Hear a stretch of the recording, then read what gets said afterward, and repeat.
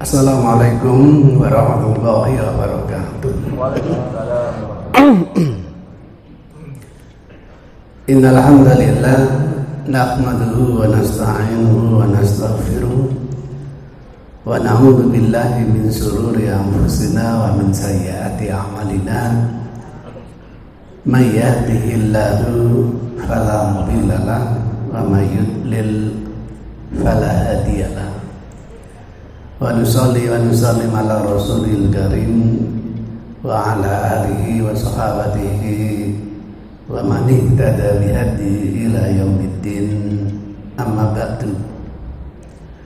Dulu ketika saya masih belajar hadis di Jamiah Islamiyah tamat tahun 84, punya dua dosen yang berselisih pendapat tentang sikap tangan sewaktu iktidal, bangkit dari rukuk.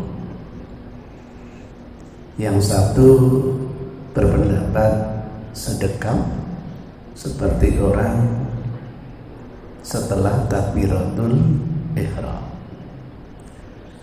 Nah, yang kedua ini irsal, lawan sedekap itu irsal.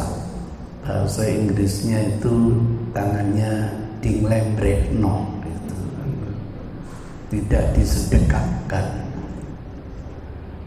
Indah kalau kita ini belajar dari berbagai guru, akan kita temukan berbagai dalil argumentasi yang digunakan oleh setiap pendapat.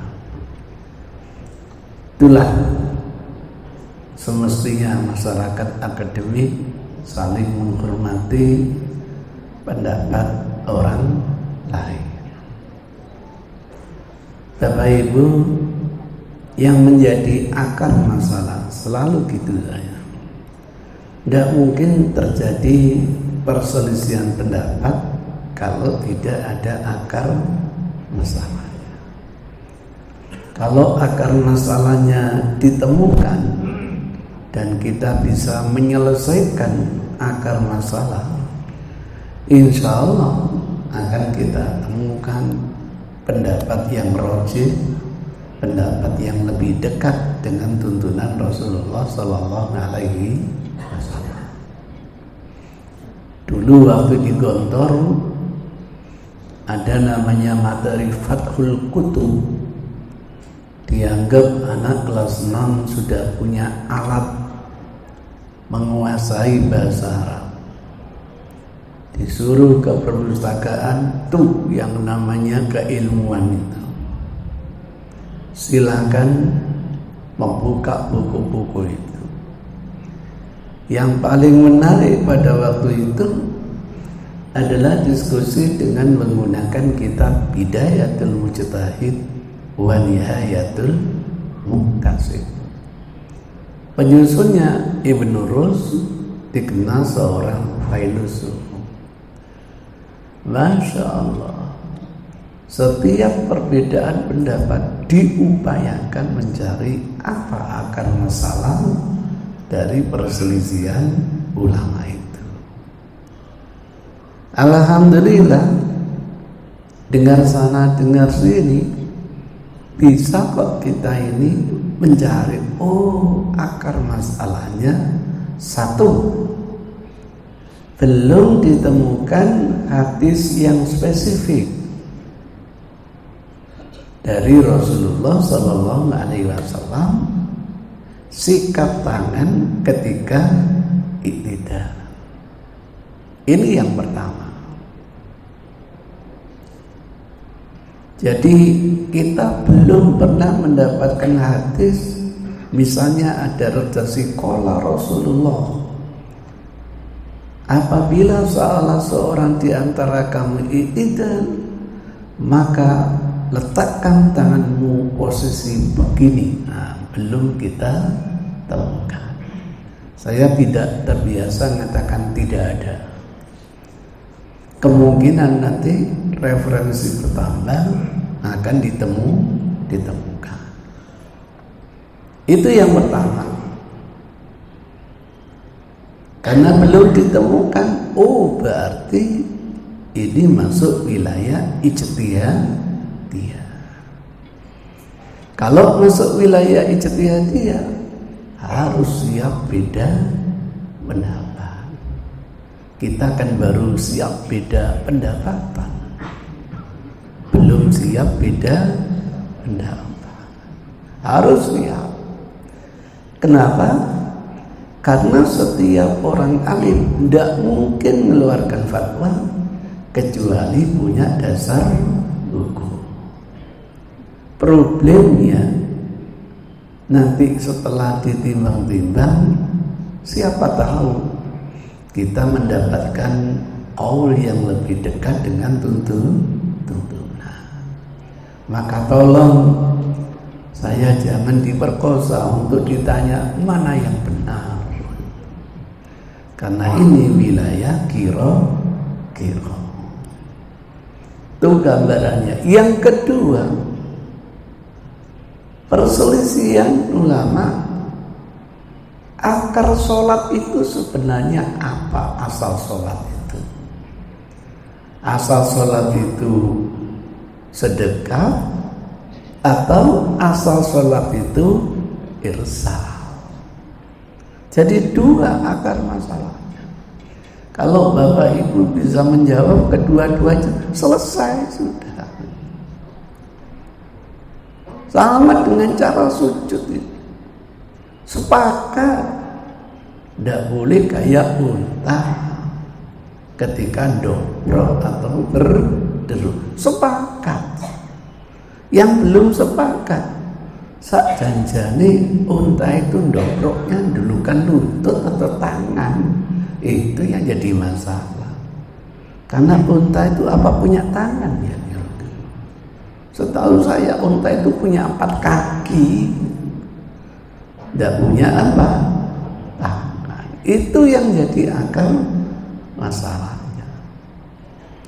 Nah, alhamdulillah akhirnya ketemu dari sharing, oh orang yang menjadikan akar masalah kasus ini karena tidak ditemukan hadis yang spesifik sudah jelas. Menurut kaidah yang disepakati oleh ulama, jika dalam satu kasus tidak ditemukan dalil yang spesifik, kembali ke asal. Sepakat sudah. Namun yang belum sepakat, asal dari sholat itu sedekah atau irsal. Menurut pendapat asal sholat itu adalah sedekah, saya dapatkan dari berbagai literatur itu ada 5 dalilnya. Tapi yang banyak dikutip hanya ada 3.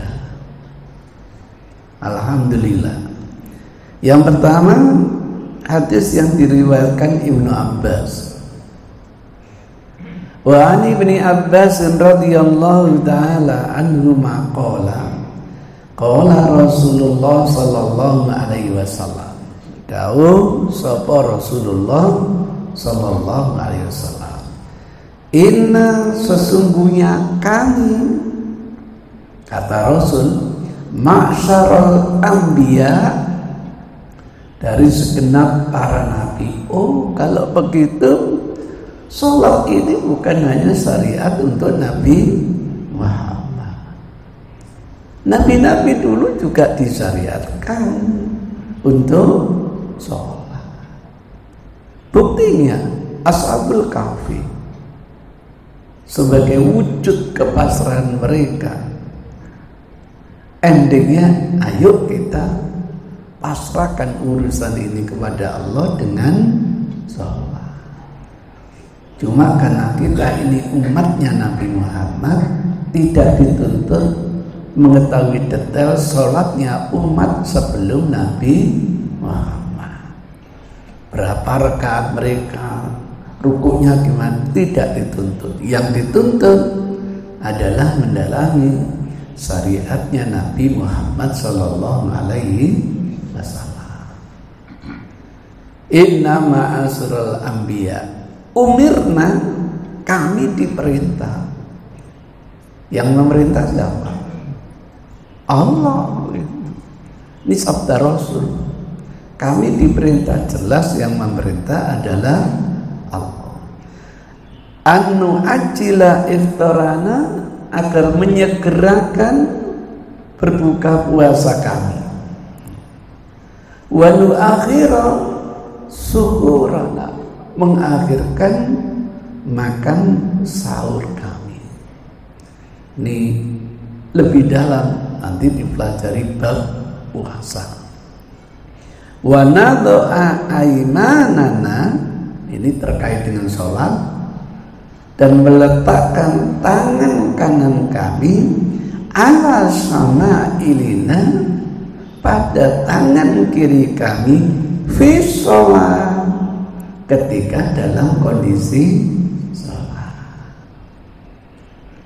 Jadi sedekah itu bukan hanya perintah Allah untuk Nabi Muhammad, seluruh para nabi diperintahkan untuk apa? Sedekah. Itu hadis yang pertama, dikeluarkan Ibnu Hibban, Daruqutni, Tabrani, Abu Dawud, Toyalisi, bukan Abu Dawud Sijistani.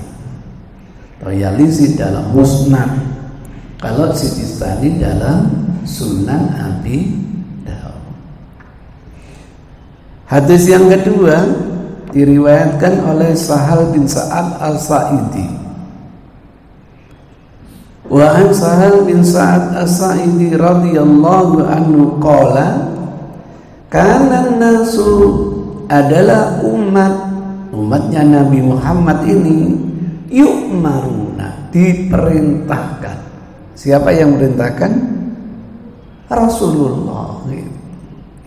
Itu cerita Sahal bin Sa'ad, sahabat Rasul. Umat ini diperintahkan ayyadu ar-rajulu, untuk meletakkan seseorang al-yadal yumna, tangan kanannya, ala dhira'ihil yusra, bisa pada lengan kirinya. Fi sholat, tetap maknanya sedekah. Nanti kajian tematik, telapak tangan kanan bisa diletakkan pada telapak tangan kiri, bisa pada pergelangan, bisa pada lengannya, bisa mendekatkan tangan kanan pada tangan kiri. Ada 4 kalau dikaji secara tematik. Qala Abu Hazim, lalu Abu Hazim muridnya Sahal bin Sa'ad As-Sa'idi itu komentar, la a'lamuhu, aku tidak mengetahui dia Sahal bin Sa'ad ini, illa yamni dzalika ilan nabi, kecuali ungkapannya itu dinisbatkan kepada Rasul. Walaupun ini pernyataan sahabat, diyakini itu hadisnya marfu, sabdanya Rasulullah Sallallahu Alaihi Wasallam. Korinanya jelas, kanan nasu, bukan aku menyuruh. Dari mana kita tahu hadis itu marfu? Karena yang menyuruh tentu bukan Sahal bin Sa'ad, tetapi Rasulullah. Sehingga hadis ini marfu, dinisbatkan kepada Rasul. Bukhari ada, Malik ada, Baihaqi ada, Ahmad juga ada. Nah, yang ketiga, hadis Abdullah bin Mas'ud. Wa an Abdullah bin Mas'ud radhiyallahu anhu qala, ra'ani Rasulullah, aku disaksikan oleh Rasulullah Sallallahu Alaihi Wasallam. Wa qad wada'tu, pada waktu itu aku telah meletakkan simali, tangan kiri saya, ala yamini, pada tangan kanan saya, kebalik. Fi sholat, ketika dalam kondisi sholat. Fa'akhadha, lalu Rasul mengambil, memegang tangan kanan saya. Fawado'a ala simali, dirubah oleh Rasul, tangan kanan saya diletakkan pada tangan kiri.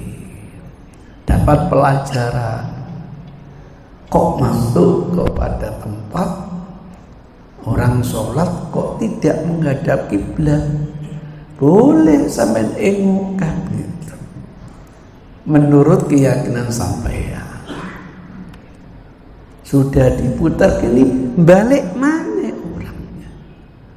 Ya sudah, mungkin yang sedang sholat yakin arah kiblatnya di sana, bukan seperti keyakinan sampeyan. Bisa jadi begitu. Tugas kita akan mengingatkan. Tidak mau menurut kita, ya sudah. Itu ceritanya gitu. Boleh. Padahal dia dalam posisi sholat. Mungkin keyakinan orang yang sedang sholat berbeda dengan keyakinan kita yang membelokkan arah kiblat. Sampai ke Suriname, sholatnya kok menghadap ke timur, diwalik nanti supaya menghadap ke barat. Padahal semestinya kalau di Suriname itu bukan menghadap ke barat, tetapi ke timur. Ternyata yang membalik orang Jawa yang lama di sana. Kok kami dibalik ke barat? Ono Indonesia kiblatnya itu ke barat, bro. Jadi fikihnya Indonesia dipakai di Suriname.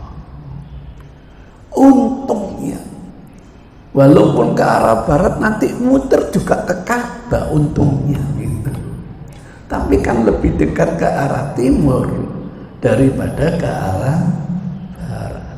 Maka masjid di sana menghadapnya bukan ke arah timur, tetapi ke arah barat. Alhamdulillah, saya dapat informasi masjid-masjid yang di kota yang baru sudah menghadap ke arah timur. Kasusnya sama, Pak. Di Surabaya ini ada kiai sepuh. Dari kiai sepuh menyebar pemikiran sampai ke Mojokerto. Sampai ke Mojokerto. Saya tanya, ini fatwa dari mana? Pak Yai Sepuh Surabaya gitu. Nah kebetulan saya membina di situ. Ada jamaah yang wafat. Telepon, mohon Ustaz, jenazah jamaah kita ini sampai opening gitu. Waduh, janganlah, saya akan datang. Saya akan melihat aja, biarkan yang opening keluarganya sendiri, masyarakatnya sendiri. Nanti kalau ada masalah baru kita diskusikan. Kenapa? Nanti Ustaz, kepalanya itu kan biasanya ditaruh utara, Ustaz. Iya. Itu nanti dibalik, Ustaz. Kepalanya tidak di utara, tetapi di selatan. Oh gitu. Ya coba nanti saya ke sana. Saya ke sana sudah dimandiin, sudah alhamdulillah. Tinggal apa? Tunggu Pak Yai Sepuh. Oh gitu. Begitu Pak Yai Sepuh datang mau nyolati, tanya kepalanya di mana ini? Ini di utara, tolong balikan. Nah gitu. Oh bener kalau gitu, berita dari mana-mana. Baru saya tanya, kenapa dibalik Pak Yai? Aku iki wis takon berkali-kali di Madinah. Kepalanya itu posisinya di utara atau selatan? Ternyata di Gitu loh. Oh, saya paham. Kalau gitu fikihnya orang Madinah dibawa ke Indonesia. Lah Madinah itu kan baratnya Ka'bah, arah baiknya ada di selatan, sehingga kepalanya ada di selatan. Kalau kita di timurnya Ka'bah, arah baiknya di selatan atau utara? Utara. Kalau kita katakanlah di selatannya Ka'bah, arah baiknya di timur atau barat? Timur. Kalau kita di utaranya Ka'bah, arah baiknya di barat. Gak sampai sakmono aku. Nah, itu namanya fikihnya orang Madinah dipakai di Indonesia. Jangan-jangan sama dengan memahami hadis. Kalau buang hajat, fasarriku awariku, maka menghadaplah ke arah timur atau menghadaplah ke arah barat. Fikihnya Madinah dipakai di Indonesia. Itu cocok. Kenapa?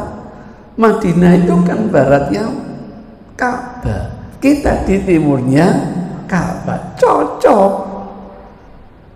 Maka jangan menghadap ke timur, jangan menghadap ke barat, karena Rasul di negeri Syam utaranya Ka'bah, biar tidak menghadap ke Ka'bah, menghadaplah ke arah utara atau selatan. Kalau kita di timurnya Ka'bah, menghadaplah ke utara atau selatan. Kalau kita di selatannya Ka'bah, menghadaplah ke timur atau ke barat. Nanti itu namanya fikih wakil. Lupa kalau Rasul menyatakan di negeri Syam, oh negeri Syam itu adalah utaranya Ka'bah, biar tidak menghadapkan Ka'bah, menghadaplah ke timur atau ke barat. Kalau Rasul wisata di Indonesia, biar tidak menghadap kiblat, menghadaplah ke utara atau selatan. Itu ceritanya. Jadi boleh kita merubah sesuai dengan keyakinan kita terhadap kekeliruan teman kita. Didedai kembali, selesai sudah. Berarti dia punya keyakinan arah kiblat itu arah yang dia gunakan. Mungkin kita yang keliru, mungkin bodoh-bodoh pendatangi. Hadis ini keluarkan Abu Daud, keluarkan Nasai, keluarkan Ibnu Majah. Yang keempat, ini tambahan dari saya, hasil mencari dari berbagai referensi. Wa an Wa'il bin Hujr radhiyallahu anhu qala, Wa'il profesor dalam masalah sholat. Hadis apa yang tidak diceritakan oleh Wa'il bin Hujr? Kayak Abu Hurairah, kayak Aisyah, detail sekali. Hatta sehingga ra'aitu, aku saksikan ibhamahu, ibu jarinya itu qariban min udunai, ketika mengangkat tangan. Summa takhafa bisaubi, kemudian melipatkan kain pakaiannya, kamis, wujudnya lembaran kain, melipatkan kain pakaiannya.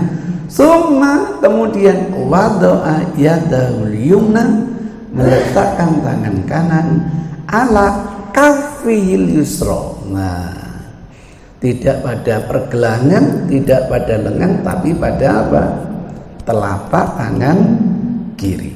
Warusdi, kadang diletakkan pada yang namanya pergelangan. Wasaiti, kadang diletakkan pada lengan kiri. Wa fi riwayatin qabadu, mendekapkan tangan kanannya ala simalihi, pada tangan kirinya, ala sadrihi, pada dadanya. Tambahan ini kita rekrut dari berbagai referensi. Sehingga banyak sekali ada di Muslim, Abu Daud, Tirmidzi, Nasai, Ibnu Majah, Ahmad. Pada kitab asli saya ini nanti ada penjelasan tambahan ini, silakan lihat di ini. Tambahan ini silakan lihat di ini. Tambahan ini silakan lihat di ini. Tambahan ini silakan lihat di ini. Itu nggak gampang. Baru nanti kita dapatkan informasi Rasul secara utuh, tidak sepotong. Ternyata cara seperti ini sangat efektif untuk menyelesaikan berbagai khilafiyah. Sering terjadi gara-gara dalilnya belum sempurna, pemahamannya bisa keliru. Itu berkahnya referensi yang banyak. Yang kelima, yang terakhir, hadis Rifa'ah bin Rafi' al-Zuraqi. Wa an Rifa'ah bin Rafi' al-Zuraqi radhiyallahu anhu qala, dakhala rajulun al-masjid.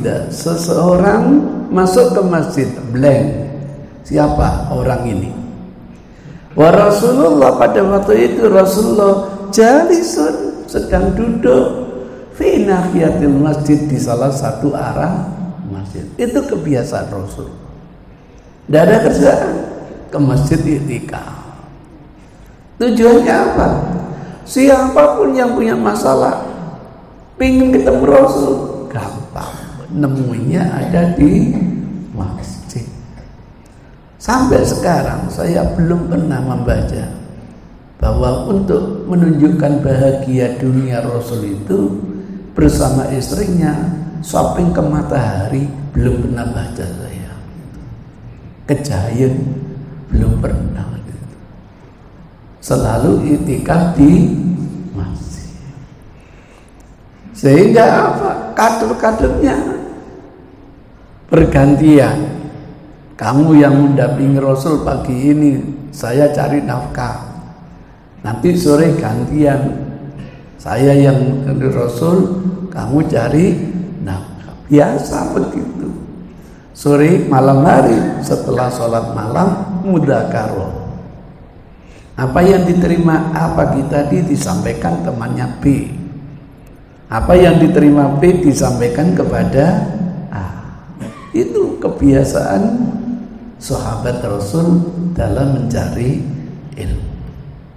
Enak sudah. Faqala Rasulullah, akhirnya Rasulullah dawuh, summa yaqulu, kemudian berucap, sami Allahu liman hamidahu. Artinya panjang karena kita ingin fokus stressingnya ada di i'tidal. Kita ambilkan, kemudian Rasul membaca sami Allahu liman hamidahu hatta yastawiya qa'iman, sehingga Rasul tegak berdirinya. Fa idza rafa'ta, kata Rasul, kalau kamu sudah mengangkat kepalamu, kalau kamu sedang i'tidal, fa'akim sholbaka, tegakkan tulang sulbimu, hatta tarji al-idham, sehingga yang namanya persendian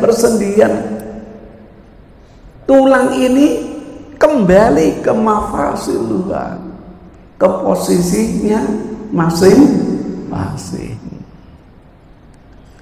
Lah sebelum kita nanti rukuk kan kita sudah sedekap. Kata Rasul, kalau kamu bangkit supaya tegakkan tulang sulbimu dan biarkan tulang-tulang ini kembali ke persendian semula. Ini sebenarnya harus mendekati spesifik. Yang belum pernah saya temukan di berbagai referensi fikih maksudnya. Saya mencari di fikih madzhab arba mungkin tidak ketemu. Alhamdulillah, ini menunjukkan asal sholat itu apa? Sedekah. Itu ceritanya. Ini kira-kira loh. Dari 5 hadis itu bisa disimpulkan asal sholat sedekah. Kira-kira gitu. Itu ceritanya. Nah, pendapat yang kedua, asal sholat ya sebelum kamu takbir itu namanya asal sholat. Sebelum takbir sedekah atau irsal? Irsal. Orang sedekah itu karena diperintah. Kalau enggak diperintah ya tetap apa? Irsal. Heran Bapak Ibu, dalam kasus ini sampai asar saja belum ditemukan. Biasanya teman salafi itu kalau sudah ada asar ini baru yang diambil, karena sahabat itu pewaris ilmunya Rasul. Sampai asar ketika Abu Bakar i'tidal, posisi tangannya di mana? Blank. Tidak muncul berita. Ketika khulafaur rasyidin i'tidal, posisi tangannya blank, kita tidak temukan. Nah, kalau biasanya asar ada, itu kita jadikan pertimbangan karena sahabat yang lebih ngerti tentang Islam setelah Rasulullah. Walaupun menurut sebagian organisasi asar tidak bisa dijadikan sumber hukum. Sumber hukum itu hanya wahyu, Quran dan hadis. Karena mindsetnya begitu, ditanya, Ustaz, boleh enggak sholat pegang mushaf? Ya enggak boleh. Kenapa enggak boleh? Kau nak tuntunan nih. Gitu. Enak jawabannya. Lu katanya dalilnya bohong. Mushafnya belum ada kok. Kok katanya Rasul pegang mushaf? Mushaf itu baru ada zaman Abu Bakar. Maka kalau ada berita Rasul sholat sambil bawa mushaf, bohong gitu loh. Yang ada itu asar Zakwan Maula Aisyah, budak kemerdekaan Aisyah, ngimami sholat dengan membawa mushaf. Nah, sekarang asar itu bisa tidak dijadi sumber hukum. Sebagian namanya asar, nilainya sama dengan wahyu. Maka jangan kaget kalau ada Pak Yai boleh pegang apa? Quran. Gitu ceritanya. Maka bagi yang mencetnya tidak boleh kecuali dengan wahyu, nggak ketemu, Qurannya nggak ada, hadisnya juga tidak ada. Jadi perselisihan selalu karena perbedaan kacamata. Itu. Di sini ada mushafnya ada. Di pengimaman sini pakai mushaf. Enggak. Kenapa enggak diberi, Pak? Kadang-kadang. Oh, kadang-kadang gitu. Baik kalau dalile gitu. Iya. Karena saya dipaksa untuk memberi arahan. Kalau boleh saya mendingan enggak perlu pakai mushaf. Dasarnya sudah bacalah sebatas kemampuan. Nanti kalau pakai mushaf, pandangannya nggak ke tempat sujud, tetapi ke mushaf. Lain loh. Orang membaca dengan hafalan, dengan orang yang membaca dengan teks itu lain. Lain. Khusyuknya nanti lain. Di Kalimantan mushafnya besar sekali, kena kipas angin, langsung maju imamnya. Maju imam. Saya sarankan kenapa nggak dicepret gitu.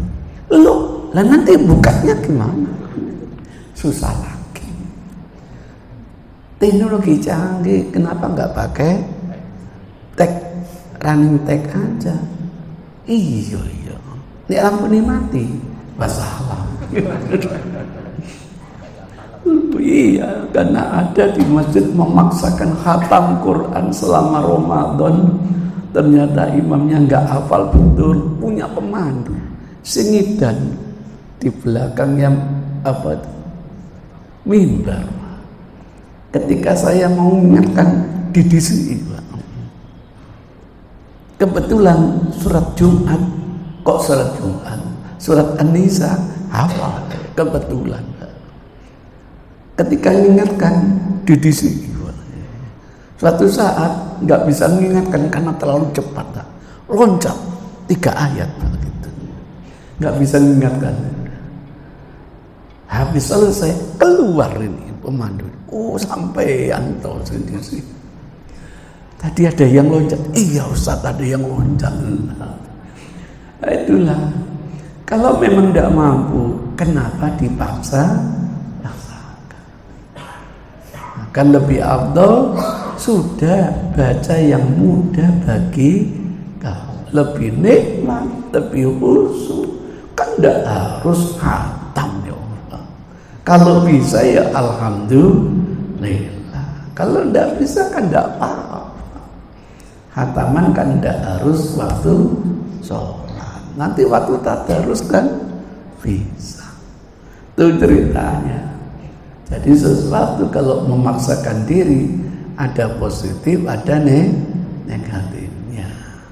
Paling enak mengikuti wahyu. Faqra ma tayassara ma'aka minal Qur'an. Nanti kalau sampean begitu membacanya sambil bisa mantuk-mantuk gitu loh.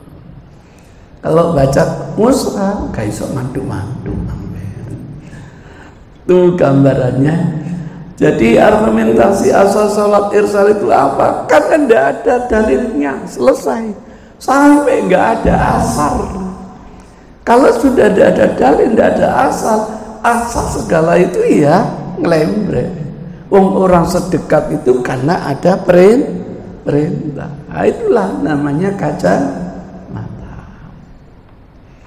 Nah, kalau sudah ketangkap asalnya, sampai nanti lihat orang kok itidalnya sami Allahu liman hamidan, sampai tanya kenapa sedekah? Asal sholat itu sedekah begitu. Kok sampai saksikan ada teman kita sami Allahu liman hamidan lembre, sampai tanya kenapa lembre? Asal sholat itu lembre, ya, gitu. Dari 2 pendapat ini mana yang benar? Wallahu a'lam. Kalau Rasul masih hidup kita SMS. Berapa nomor HP-nya Rasul? 007 ya, James Bond. Jadi itulah ceritanya. Harus siap beda pendapat itu. Nah, ada komentar dulu sebelum saya melanjutkan. Ada pertanyaan sebelum saya selesaikan? Kalau enggak, saya lanjutkan ya. Ada? Saya lanjutkan kalau gitu. Konsekuensi sekarang. Saya yakin asal sholat itu sedekah. Konsekuensinya apa? Kalau tidak ada dalil pengkhususan, selama sholat itu sedekah. Apa ada dalil pengkhususnya? Ada. Sewaktu ruku itu tidak sedekah. Tangan kanan diletakkan pada lutut kanan, tangan kiri pas pada lutut kiri, jarinya dibongkarkan. Takbiratul ihram tidak ada tuntunan. Kalau ruku justru dibongkarkan. tepat pada lutut. Kalau kita praktekkan pasti punggungnya masih mekungkung, belum lurus. Padahal Rasulullah menyarankan wahasarad dhahrahu, punggung itu supaya rata. Lau subba alaihil ma, kalau punggungnya Rasul itu dituangkan air, lastaqarrat, benar-benar menetap. Lah ini la takkid, benar-benar menetap, tidak tumpah. Ini tidak bisa dimaknai denotatif. Punggungnya siapa? Kalau dikasih air, airnya tidak netes itu. Sampe nggak usah dinyali, gawon sing jenenge apa itu? Pecut iki. Bapak mau praktek kayak rukuknya Rasul. Engko nek aku rukuk tuangno air di atas punggungku. Nek antik netes, pecutan aku. Dipecut temenan ya. Nggak bisa di sini dimaknai denotatif. Yakini betul-betul merata, gitu aja. Tuh, biar bisa merata, konsekuensinya apa? Yujafi anjang bayi, lengannya dimekrokkan ke kanan dan ke kiri, bukan dimekrikkan. Mekrok kanan dan kiri.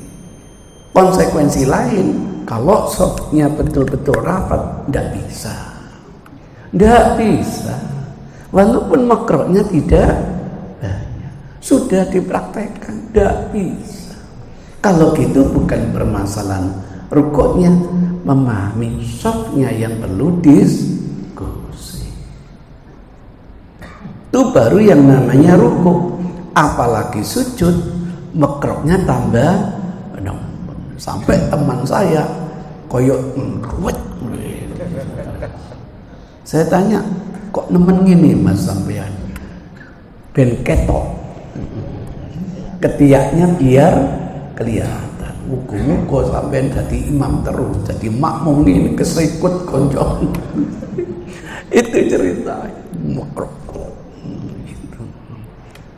Bukan mekrik, tapi mekrok.